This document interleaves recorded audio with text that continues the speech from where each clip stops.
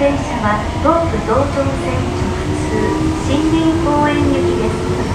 東武線内は各駅停車です。The next stop is Tatsumi Y23. This train is bound for Shinrin-koen on the Tobu-Tojo line.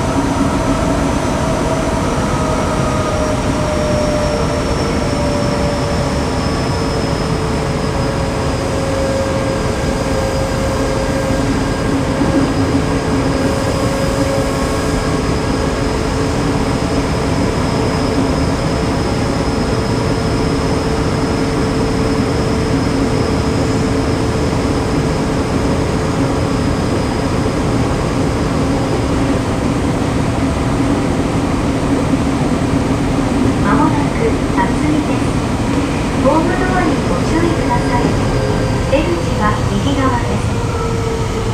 Arriving at Tatsumi Y23.